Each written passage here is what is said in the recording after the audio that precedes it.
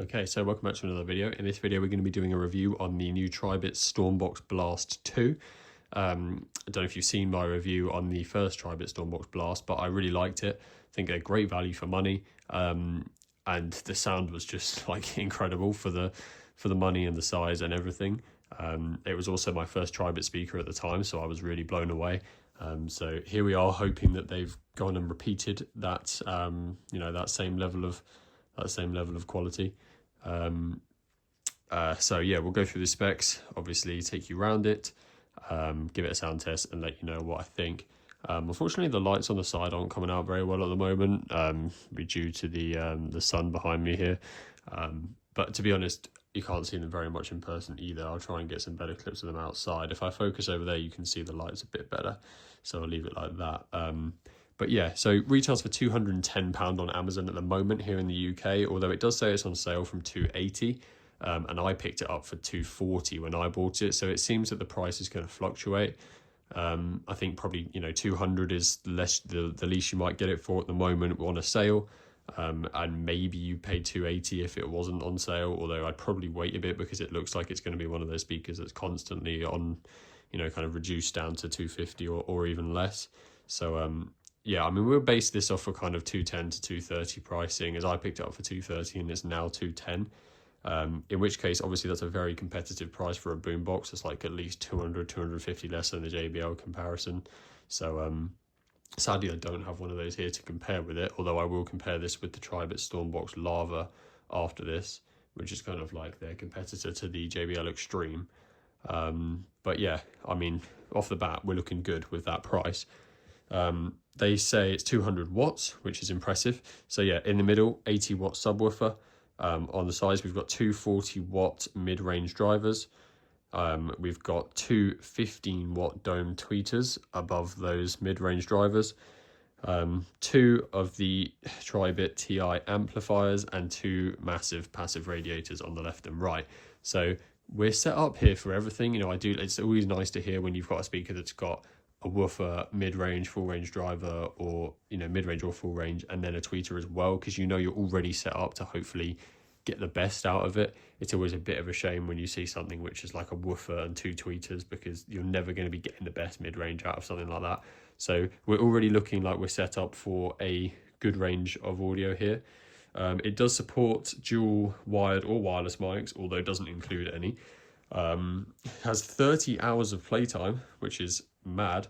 Normally you see like 24-hour max, but apparently 30 hours on this, so that's pretty incredible. Although that is I think it's a 50% with the bass mode off, which is normally what it tends to be. So obviously if you're playing at 70% with bass mode on, you're probably going to see like half that, but even if you get half that, that's impressive. It does have a Tribit X3D sound effect, which I'm not a massive fan of. I kind of just think it makes it sound a bit weird, but there are a couple sound effects in the app, which we'll go over in a minute. It does support TWS pairing, no Auracast or anything fancy here. It's just straight TWS pairing, but, can't complain too much. We're at the £200 price tag here, so... and it does also have an IP67 rating, which I think is the same as the JBL boombox, if I'm not mistaken. Maybe that's 68, but even so, effectively waterproof, dustproof. You can take this pretty much anywhere you want. It's not going to give you any problems. As for the actual design of the speaker itself, unfortunately, kind of similar to the first gen, it's pretty ugly, to be honest. It's very kind of like almost like a weird overly square design. Those lights on the side aren't very good. Yeah, similar to the last one, just kind of very, very average, cheap looking speaker. The plastic on the top is pretty cheap. The plastic on the back is pretty cheap. We haven't got a lot of premium quality materials here, if any, really. Obviously the grill at the front is just kind of plastic and you can see straight through to the drivers, which looks nice when the lights are on there, but doesn't give it a very premium feeling. Like, this does feel like definitely one of the cheaper speakers on the market, but if we're trading build quality for audio, then I'm perfectly fine with that, as long as we're not just trading both. And I think that, well, that's definitely how it worked on the first one anyway. It also looked and felt very cheap, but it sounded insane for the price, so hopefully we're getting the same thing here. As for the app, I'll just take you around it a bit, show you what you can do. Yeah, here we can see the kind of front page. You've got a picture of the speaker, battery, volume, play and pause stuff, nothing too crazy. You've got a light section where you can choose from 3 different built-in light settings, and then you can customize these settings and choose the color cycle for each like side. So you can choose the light bars and you can make them rainbow, change the brightness, change the rhythm. And then you can do the same for the middle light and the side light, and then have 3 different settings. So at the moment they're all just kind of on the stock settings, so I'll leave it on that for now, but it is quite a nice customization. You don't normally see that, so that's quite nice. Next tab is equalizer. I'm going to leave it on the X bass mode. I don't really find that taking X bass off makes a whole lot of difference. You do get slightly less bass, but it doesn't seem to give you better audio quality, so I feel like you'd probably just always have X bass on.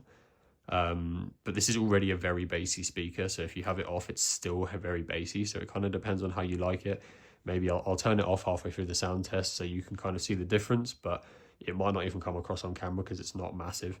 The X3D sound is pretty grim. It just kind of, well, I don't like it. It kind of makes it sound a bit echoey. I'm not kind of sure what the goal is there. I'd probably just avoid that.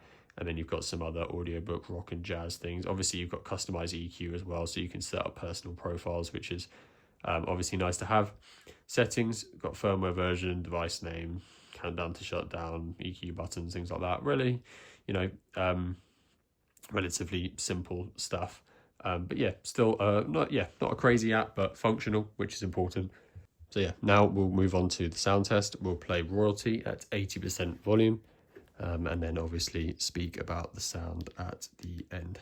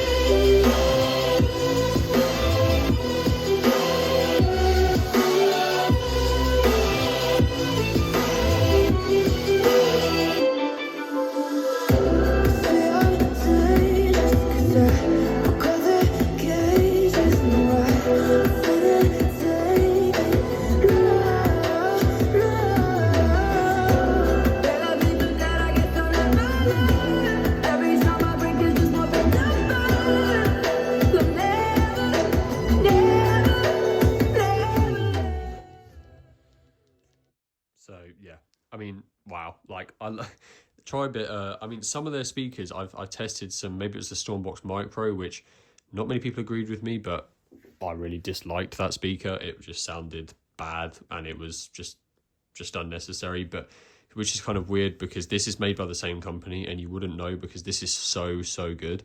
I did turn bass mode off halfway through. Unfortunately, it pauses the music for a second or so it's kind of hard to hear the immediate change. You can tell there's less bass, but like I said, it doesn't seem to affect the vocals or anything too much, so I just tend to leave it on. But it is a very bass-heavy speaker, however you have it.